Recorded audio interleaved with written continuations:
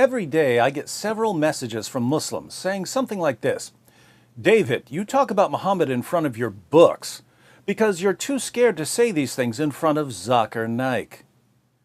To you Muslims who think that Christian debaters are scared of Zakir Naik, I'd just like to ask, what color is the sky in your world?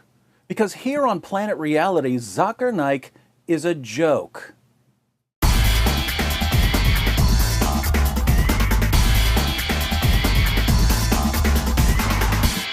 Zakir Naik is a joke, and I'm not saying that because I disagree with him. I'm saying it because he's a complete joke. Let me give you 3 quick reasons. First, Zakir Naik portrays himself as a champion debater, but he's never faced one actual Christian debater in his entire career. Compare Naik with someone like Shabir Ali. Shabir Ali has debated William Lane Craig multiple times. He's debated James White multiple times. He's debated Jay Smith multiple times. He's debated Mike Licona multiple times. He's debated Tony Costa multiple times. He's debated me multiple times. He's debated Sam Shamoun and Samuel Green and Jonathan McClatchy and Nabil Qureshi. Shabir Ali obviously isn't scared to face experienced Christian debaters. Look up Zakir Naik's debates and you'll find that he's debated a handful of people you've never heard of. The only person Zakir Naik has ever debated that I've even heard of was William Campbell. And William Campbell wasn't a debater, he was a writer. Naik knew he wasn't a debater. That's why he agreed to debate him. Naik only agrees to face people who either have no debate experience or know nothing about Islam. Those of us who debate regularly and who deal with Islam regularly, Naik won't come near us. And we've been challenging him for years. Here's a debate challenge we sent him nearly 8 years ago. I've challenged him to debate. James White has challenged him to debate. Sam Shamoun has challenged him to debate. Nabil Qureshi has challenged him to debate. And do you know what he says when we challenge him to debate? He says, you have to guarantee that you will show up to the debate with 10,000 people. Now, that's a strange demand. If you look at Zakir Naik's other debates with Christians, they didn't have to bring 10,000 people to the debate. In the 2 Zakir Naik debates I've clicked on, there were only a couple hundred people in the audience. Why did Zakir Naik debate them? I was recently watching one of Naik's Q&A sessions, and a Christian woman was at the mic. And Zakir Naik said that if she wanted to debate, they could set up a debate. Ask your question in 2 or 3 sentences. If it is more than 2 or 3 sentences, yes, it becomes a lecture. If you want to have a lecture, yes, sure. If you want to have a debate also, we can arrange. Can you? Okay. You can come to Bombay. Right. No, it's not Bombay. I'm in the Gambia. Why was Zakir Naik trying to set up a debate with a random woman who stepped up to a mic at a Q&A session? By the way, right after he challenged her to debate, he changed his mind and said that he refuses to debate women. Then he said that he would be happy to debate a religious scholar. But once again, Naik didn't say anything about bringing 10,000 people to the debate. Why does Zakir Naik's 10,000 people rule only come into play when he's challenged by people who debate regularly? If some local pastor no one's ever heard of agrees to face him, suddenly Naik is ready to debate, even if the pastor shows up with no one. This is the age of the internet. Millions of people can watch a debate online. Zakir Naik could have a debate with a Christian in a hotel room and people around the world could watch it. Why does he selectively apply his 10,000 people rule? Because he knows that in America, most Christians have no idea who he is, so they're not going to come out by the thousands to see him debate. He knows that Christian debaters aren't going to rent the Superdome to face him because we think he's a joke.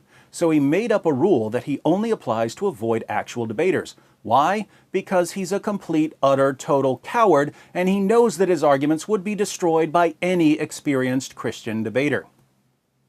And what do Muslims say when we point this out to them? Oh, Zakir Naik refuses to face you debaters because you're beneath him. Wait, all of the actual debaters are beneath him, but the people he's debated, most of whom no one's ever heard of, they were important enough for him to face? How would we know who's beneath Zakir Naik if he's never once stood on stage with an experienced debater? How would we know? Naik is like a guy who walks outside his house, punches someone in the face, and declares that he's the heavyweight boxing champion of the world without ever facing any actual boxers. It's pathetic. What's even more pathetic is that Naik's followers are so gullible they think he's a serious debater. There are serious debaters in the world. Naik isn't one of them. Second, Zakir Naik's ministry pays people to convert to Islam. The Hindustan Times reports The special branch of the Mumbai police claims that controversial Islamic preacher Zakir Naik and his non-profit Islamic Research Foundation have illegally converted around 800 people to Islam by paying them using funds received from abroad. The allegation, if proved, could spell more trouble for Naik, who is being investigated for his fiery speeches and alleged extremist links. Mumbai police found that Naik's organization paid converts 50,000 rupees, some of which came from Saudi Arabia. Members of the organization would then radicalize converts and convince them to join ISIS. For you Muslims who are thinking to yourself, no, Zakir Naik would never do such a thing, you should probably study the Quran and the life of your prophet, because Muhammad himself paid people to convert to Islam. And one of the reasons you pay zakat is to pay people to convert to Islam. Surah 9, verse 60 of the Quran lists the various uses of zakat.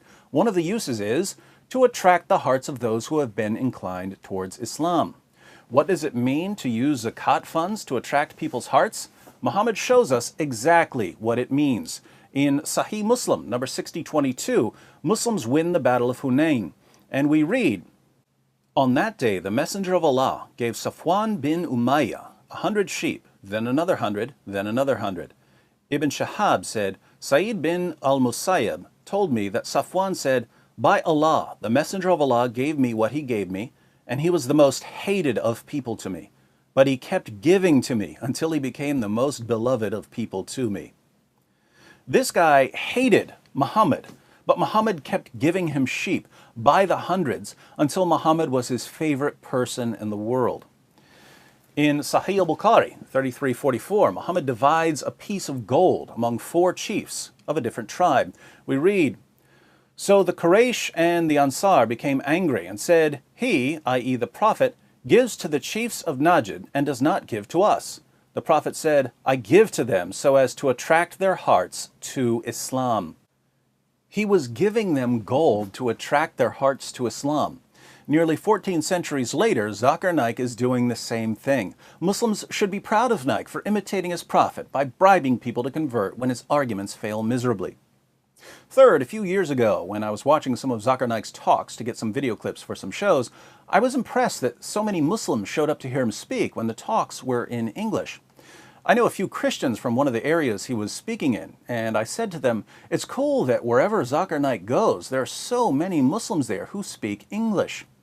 They said, oh, lots of the Muslims who show up don't speak English. I said, why do they show up? Just to be close to Naik? They said, no, the Muslim leaders bring them in to cheer. They tell the Muslims who don't speak English to cheer loudly whenever they hear other Muslims cheering. Now think about this.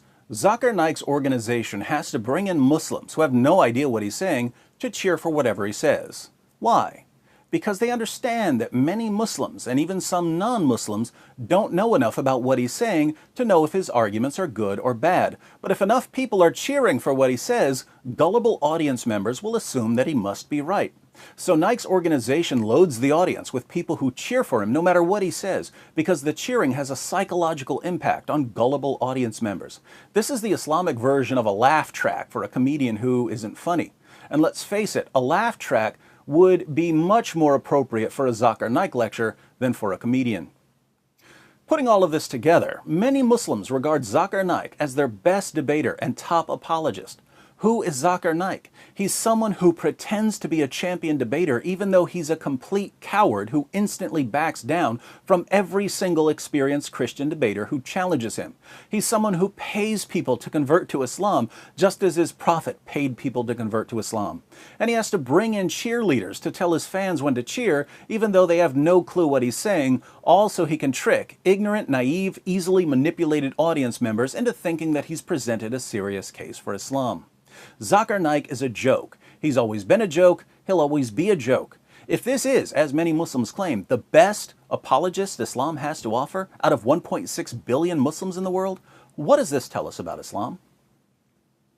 Of course, there's much more we could say about Zakir Naik.